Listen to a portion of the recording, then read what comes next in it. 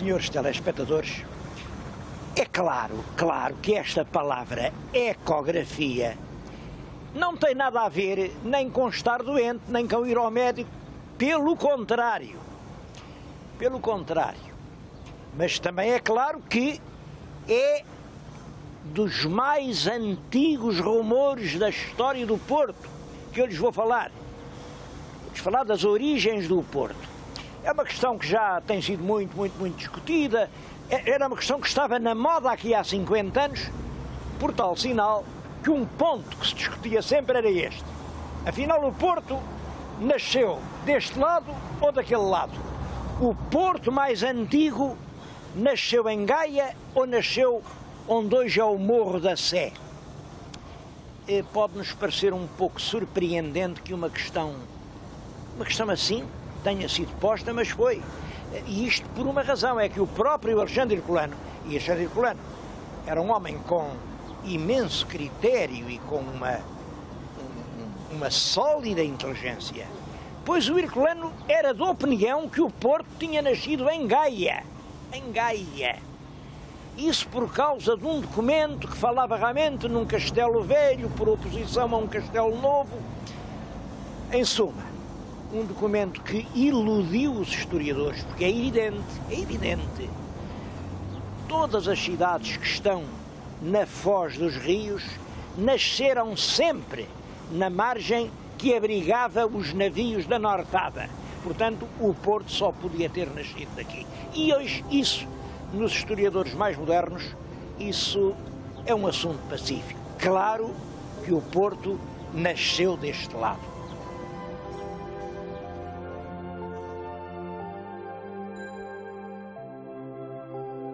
Há uma outra pergunta que nunca ninguém fez.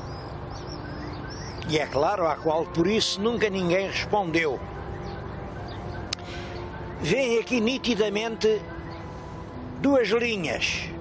Uma linha horizontal, ribeirinha, popular, é a Ribeira do Douro. E a cavalo sobre ela, poderosa, dominadora, a linha vertical do Morro da Sé. Uma é a linha do povo, outra é a linha do poder. Qual foi a primeira? O povo ou o poder? O que se costuma dizer é que o povoamento surgiu no Morro da Sé sob a forma de uma citânia castreja e depois, pouco a pouco, veio descendo até ao rio. Pode ser, mas também pode ser que os pescadores do rio, que tinham aqui as suas cabanas, as suas pobres abrigos, à beira-rio, onde faziam as suas pescarias, os homens que entravam à barra, fugidos das tempestades do mar, e que estavam aqui junto à água, pouco a pouco se tenham organizado até irem implantar um centro de poder no alto da colina, exatamente para controlar aqui a navegação e a vida do rio. Qualquer destas duas hipóteses é possível. São duas maneiras de contar a história. É por isso que eu digo que a história tem sempre uma outra maneira de se contar.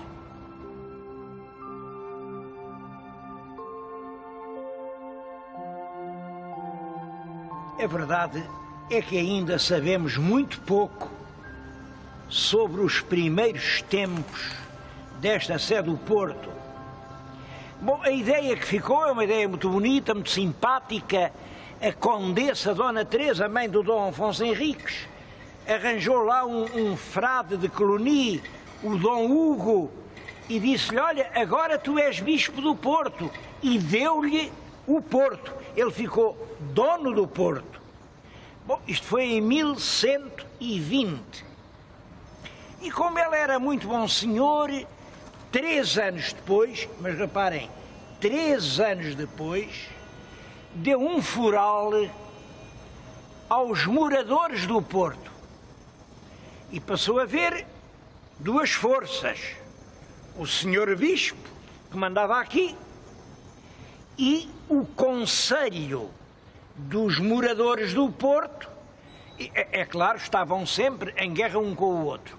Essa guerra entre o Bispo do Porto e o Conselho dos moradores do Porto alastrou-se por cerca de 200 anos, com assaltos, com a catedral cercada, com o bispo a fugir para longe, com o bispo a excomungar os burgueses e até a excomungar o rei, e com o rei a perseguir. Havia uma história, quando eu andava na instrução primária, contava-se muito isso. Diz que o rei, claro, era o rei Pedro I, chamou lá o bispo, mandou tirar as vestes episcopais e o chibateou. É claro, ficou excomungado. Em tudo isto, há uma parte de verdade, há uma parte de lenda, mas há um aspecto verdadeiro. Havia um Porto popular, um Porto do trabalho, um Porto da gente laboriosa, e havia um Porto feudal, um Porto da autoridade e do poder, um Porto que estava protegido por estas fortes muralhas. Aliás, eu quis falar-lhes nisso, num lugar que, a meu ver, é simbólico. O que está aqui, no plano inferior, é o claustro gótico que foi começado a construir em 1385, é exatamente o ano da Batalha de Aljubarrota. Devo-lhes dizer que para a construção deste claustro, os burgueses do Porto, os homens da Ribeira, a gente do trabalho, contribuiu como? Com dinheiro não, que eles não tinham, mas com 1000 cantos aparelhados. Um canto é uma pedra, trouxeram desde lá de baixo 1000 pedras aparelhadas para fazer este claustro, que era o sinal da paz. Realmente, a partir do século XV, acabam as guerras entre a Catedral e a Ribeira, e o Porto vai crescer agora de uma forma emocionante.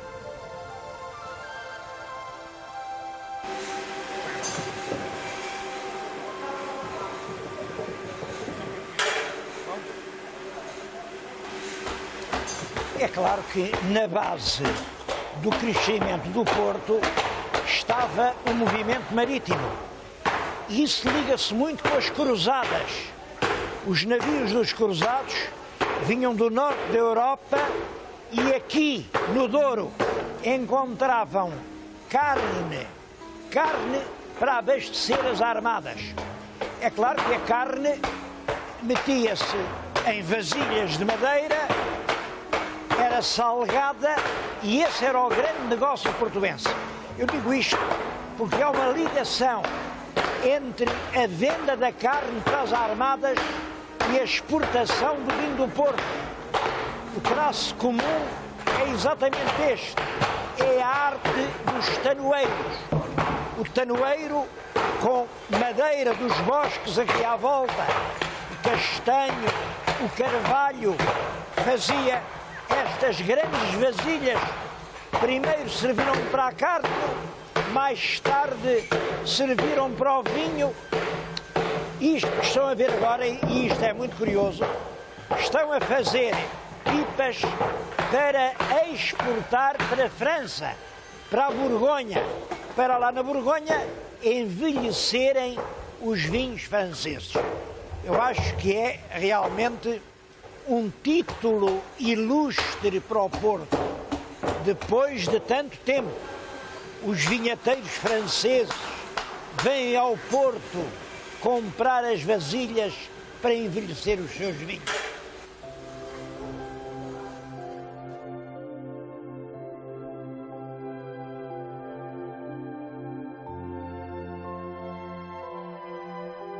Quando eu falo em histórias de cidades, lamento muitas vezes que não existam obras cuja leitura nos possa dar realmente uma ideia do que foi a história da cidade.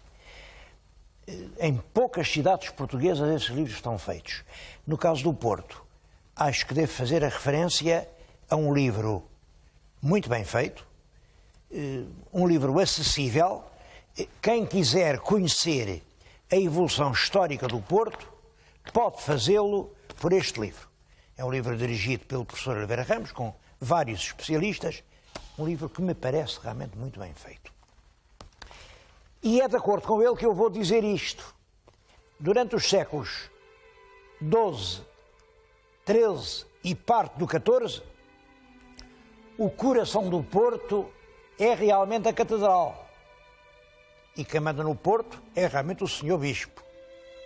Mas durante o século XIV, XV e XVI, o coração do Porto já não é a catedral, é a alfândega. Está diante de mim uma maquete da alfândega que foi mandada construir pelo rei Dom Afonso IV, exatamente no dia do século XIV. Já lá vai muito tempo. Em todo caso, deste velho edifício ainda resta uma parte. Se olharem bem para ali, veem a soleira de uma porta, ali embaixo, era exatamente a soleira desta porta. Aqui havia um torreão, era precisamente o torreão daquele lado. Além um outro, era ali que vivia o almoxarife.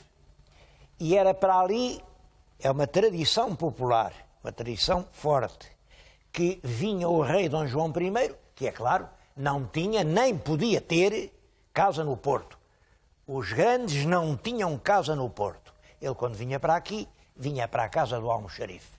E esteve lá, estava lá no ano de 1394, quando nasceu o terceiro filho, o infante Dom Henrique, o Navegador. É uma tradição muito forte, que foi além que nasceu esse príncipe, como sabem, ficou tão marcado em letras tão altas na história de Portugal. Claro que nessas coisas ninguém pode ter a certeza. A certeza é que o infante Navegador se batizou no Porto, e há os documentos manuscritos para pagar as despesas do batizado, mas é tradição muito forte que nasceu além, naquele grande desvão onde outrora esteve esta torre. Por causa da construção desta alfândega, o rei e o bispo zangaram-se. Então, que diabo, o que é que o rei lá de Lisboa, tinha que vir aqui ao Porto fazer uma alfândega para cobrar os seus impostos? O senhor bispo entendia que os impostos eram dele e que tudo quanto o rei cobrava, de certo modo, era roubado ao Porto e ia para Lisboa. Um certo preconceito contra a arrecadação das receitas do erário público, acho eu, ficou desde então no fundo da alma portuense.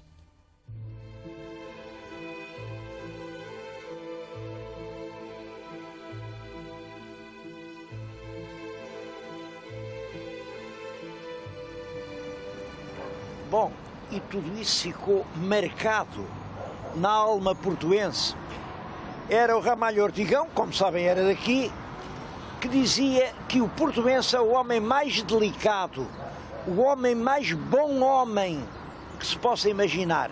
Só há 3 coisas de que ele não gosta. E aí é perigoso brincar com ele.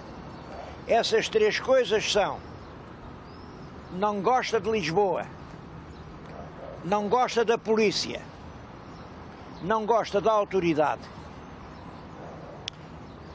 A autoridade vinga-se resistindo, da polícia vinga-se ignorando e de Lisboa vinga-se recebendo com a maior delicadeza, com a mais bizarra cortesia, os lisboetas que aqui vêm. Este problema do portuense gostar ou não gostar do homem de Lisboa é um assunto interessante, porque realmente, eu não digo que não gosto, mas há qualquer coisa que vem de Lisboa ser a capital. Mas isto, reparem, foi um problema. Se o Porto tem realmente, como tem, tantas condições, tem um porto marítimo que hoje já não tem condições, mas na Idade Média era excelente. Tem uma região que era riquíssima de carne. Tem a proximidade dos portos galegos. Estava mais no centro do país antigo, do país povoado, do que Lisboa. Sendo assim, porquê é que o nosso rei Dom Afonso Henriques não escolheu o Porto para capital? Como sabem, foi escolher Coimbra. E depois o Afonso III voltou a não escolher o Porto. Escolheu Lisboa. Porquê? Bom, as razões são engraçadas. Eu acho que a primeira razão, e decisiva, era esta. Como é que o rei podia escolher o Porto se o Porto era do bispo? A Condessa Dona Teresa deu o Porto ao bispo. O rei aqui era um estranho. A segunda razão é que os portuenses não queriam cá o rei, não julguem. Os portuenses resistiam fortemente à ideia de que os grandes se instalassem aqui. Nenhum rei de Portugal foi autorizado a fazer aqui uma casinha, quanto mais um palácio. Portanto, os reis não podiam vir porque os portuenses os não queriam cá. Bom, é claro, há outras razões. Eu penso que também teve nisto uma certa interferência o facto da cidade de Lisboa ser mais facilmente abastecida pelo Tejo. A região de Santarém é muito rica de pão, de vinho, de azeite, e isso é claro que facilitou a instalação da corte, porque onde está a corte come-se muito e trabalha-se pouco. Não julguem que isso é agora, foi sempre assim. Lisboa foi uma cidade de consumo, de residência, de burocracia, e o Porto é que foi uma cidade de produção, de esforço, de trabalho. Vejam como tudo isto vinha das massas do tempo.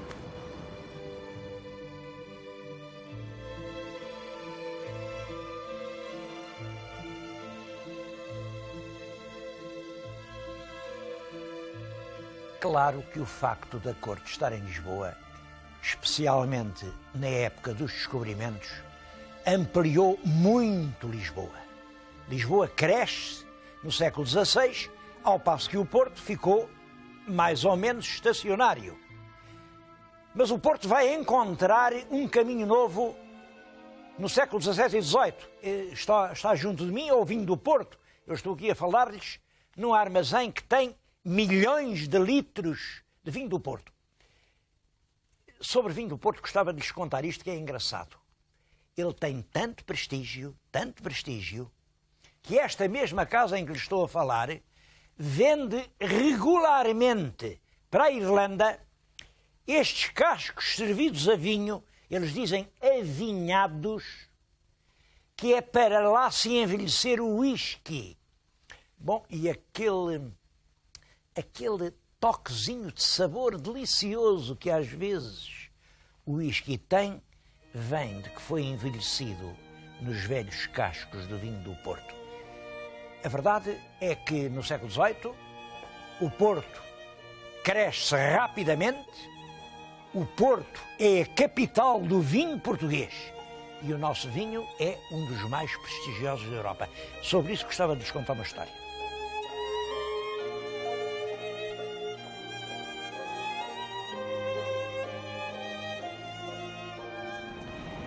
O vinho do Porto teve para a cidade uma importância que não foi só dar-lhe uma riqueza nova. Eu penso que a história do Porto e o destino do Porto resultou essencialmente deste facto. O vinho foi desde o início explorado comercialmente pelos ingleses e no século XVIII e depois nos primeiros anos do século XIX vieram numerosíssimos ingleses para o Porto. Há aí uma gravura célebre, é engraçado vê-la. É um grupo de gente, é o jet set daquela altura, estão na rua, e está aqui indicado os nomes dos senhores. Reparem, 90% da gente fina do Porto eram ingleses. Esses ingleses tinham um pensamento europeu, eram pessoas muito informadas sobre a evolução política e eram eles que faziam a opinião. Ora bem, isto é importante. É a presença de uma grande colónia de europeus civilizados nesta velha cidade da Foz do Douro, que vai tornar possível que o Porto tenha dois papéis. Por um lado, é uma cidade conservadora, uma cidade castiça, uma cidade onde todos os velhos sabores portugueses parece que têm ainda um sabor mais intenso. Por outro lado, é uma cidade progressiva, uma cidade de ideias novas, uma cidade que não aceita que o facto das coisas sempre terem sido de uma certa maneira represente que as coisas tenham de continuar a ser para sempre assim. Isto dá ao Porto a sua situação bipolar, contraditória. O Porto vai ser a capital da tradição em Portugal e, ao mesmo tempo, a capital da revolução. Estou a falar de coisas muito sérias e quem quiser entender o Porto tem que partir daqui. A capital da tradição, do que está. A capital da revolução, do que tem de ser. É por isso que, com sementes desses, naturalmente, olhem, desses ingleses, desses franceses que por aqui passaram, é aqui no Porto que vem a eclodir a primeira revolta liberal portuguesa, a revolta de 1820, que faz de Portugal uma nação moderna, uma nação com Constituição. É certo que isso durou pouco, os portugueses não estavam preparados para isso e vem logo a reação do Dom Miguel. Mas contra a reação do Dom Miguel é aqui no Porto que se faz a grande revolução e a junta de 1828, que foi vencida, é certo. Mas foi por isso que o Dom Pedro escolheu o Porto para se vir acolher. É o grande cerco do Porto e há um momento, há 2 anos dramáticos, em que Portugal tem 2 capitais. A capital lá de baixo, a capital do Senhor Dom Miguel, a capital do trono e do altar, e a capital cá de cima, a capital do Duque de Bragança, a capital da Carta Constitucional, a capital da Rainha, a capital dos ingleses. É ainda por isso que é no Porto que aparecem as primeiras grandes construções metálicas. Eu vim falar-lhes nisso justamente aqui em frente da Ponte de Dom Luís. A Ponte de Dom Luís não é a primeira ponte do Porto. A primeira que fizeram, como calculam, era para o comboio. É a Ponte de Dona Maria Pia, onde até há pouco tempo passou o comboio. A Ponte de Dom Luís era para a estrada. Esta ponte foi posta a concurso em 1881, é uma data que eu nunca me esqueço, 81, porque é o ano em que nasceu o meu pai. Vejam, tudo isto já é quase meu contemporâneo. Mas pôde ser inaugurada em 86, demorou 5 anos. Era uma sensação, porque este arco enorme, este arco tem 442 metros. Mas reparem, isto é que é importante. Olhem para cima da ponte. Continuam a passar os carros. Carros, caminhões, tudo. A grande linha de comunicação entre o Porto e Gaia, entre as 2 cidades, mãe e filha, ainda é a Ponte de Dom Luís. Finalmente, é este espírito ao mesmo tempo conservador e progressivo, este espírito de alfa e ômega, que faz com que seja no Porto que venha a eclodir a primeira revolta republicana, o famoso 31 de janeiro de 1891. É claro, eu bem sei, foi uma revolução malograda. Ainda hoje, quando a gente se mete numa situação difícil, diz: vê lá se arranjas algum 31, esse 31 é o 31 de janeiro. Foi uma revolução fracassada. Mas as revoluções são sempre alvoradas de esperança. A República aparecia para imensos portugueses como um tempo novo, um tempo de reconquista das glórias outrora alcançadas. E também aí foi o Porto quem deu o primeiro passo. Eu devo dizer que não sou do Porto. Estou aqui a fazer este elogio. Eu não sou do Porto. Também não sou de Lisboa. É certo. Agora, não queria deixar de dizer isto. Todos os portugueses têm um grande orgulho por ter sido aqui que nasceu a palavra Portugal.